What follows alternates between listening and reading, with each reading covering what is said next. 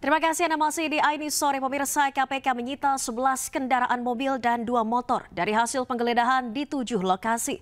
Penyitaan ini dibuntut kasus dugaan suap dan gratifikasi pengurusan rencana penggunaan tenaga kerja asing di Kementerian Ketenagakerjaan RI.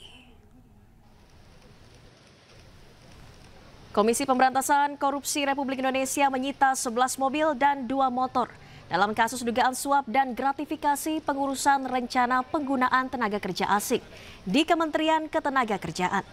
Sejumlah barang sitaan ini didapatkan KPK dari 7 lokasi rumah di kawasan Jabodetabek dan 1 kantor Kemenaker. Selanjutnya barang sitaan dibawa ke rumah penyimpanan benda sitaan dan barang rampasan Komisi Pemberantasan Korupsi untuk disimpan. Ya, KPK dalam perkara di Kemenaker ini telah melakukan serangkaian kegiatan penggeledahan dan penyitaan terhadap barang-barang dalam bentuk unit mobil dan motor sejumlah 11 kendaraan roda 4 dan 2 kendaraan roda 2 yang telah diamankan oleh tim penyidik KPK. Ya, ada beberapa lokasi yang dilakukan penggeledahan, setidaknya tim penyidik KPK melakukan penggeledahan di 7 lokasi rumah pihak-pihak terkait di wilayah Jabodetabek dan 1 kantor Kemenaker. Pemirsa, Ketua DPR RI Puan Maharani buka suara soal usulan menambah batas usia masa pensiun aparatur sipil negara. Usulan ini sebelumnya disampaikan Korps Pegawai Republik Indonesia.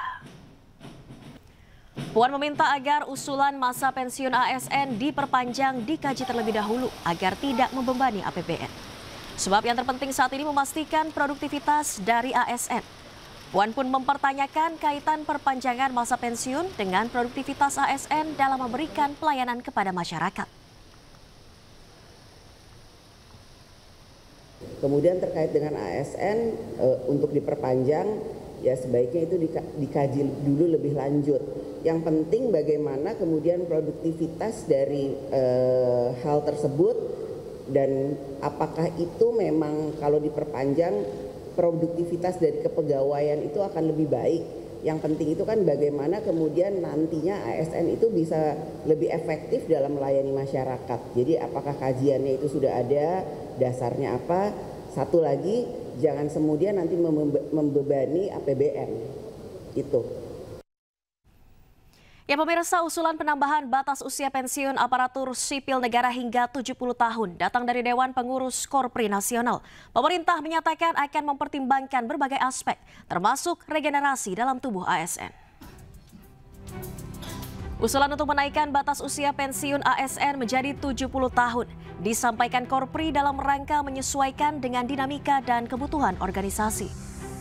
Saat ini batas usia pensiun ASN di Indonesia berada di usia 58 tahun untuk pegawai administrasi dan 60 tahun untuk jabatan fungsional.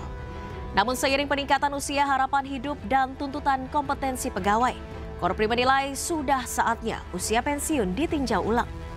Kantor Komunikasi Kepresidenan mengklaim usulan tersebut bisa diterima, namun harus melalui kajian mendalam. Ya, ini sudah disampaikan juga oleh Bapak Menteri Sekretaris Negara ya. Karena sebagai sebuah usulan tentu sah-sah saja dan usulan-usulan yang baik tentu kita tampung saja. Walaupun dari pemerintah tentu akan mempertimbangkan banyak sekali hal, termasuk juga misalnya soal kaderisasi dan regenerasi ASN. Dan ke depan tentu kan pemerintah harus mempersiapkan generasi-generasi baru ASN yang mumpuni yang akan memimpin dan mengurus negara ini. Saran kita juga Korpri berkonsultasi dengan Menpan RB dan Menteri Dalam Negeri dalam kapasitas mereka sebagai Dewan Penasehat. Pemirsa, Komisi 1 DPR RI melakukan rapat kerja dengan Panglima TNI Agus Subianto beserta 3 kepala staf TNI. Rapat kerja dilakukan untuk mendengar hasil penyelidikan kasus ledakan di lokasi pemusnahan amunisi di wilayah Garut, Jawa Barat. Panglima TNI menyebutkan bahwa prosedur untuk peledakan amunisi sudah dilakukan sesuai aturan. Selain itu, Panglima juga menyebut amunisi yang sudah kadaluarsa tersebut sangat sensitif, sehingga dapat dengan mudah memicu ledakan. Sementara untuk lokasi peledakan, Panglima menyebut bahwa lokasi sudah sesuai SOP. Namun demikian, Panglima juga akan memindahkan lokasi peledakan sehingga kejadian tersebut tidak terulang. Untuk warga sipil yang berada di lokasi, Panglima menyebut warga sipil merupakan petugas dapur umum di sekitar lokasi yang dipekerjakan oleh TNI. Salah satu yang dibahas tadi adalah peledakan di Garut, di mana sudah saya sampaikan bahwa prosedur untuk peledakan sudah dilaksanakan sesuai dengan SOP, mulai dari satuan pemakai, munisi yang sudah expire, yang harus didisposal itu dari satuan pemakai ke slok Kodam, kemudian dari slok Kodam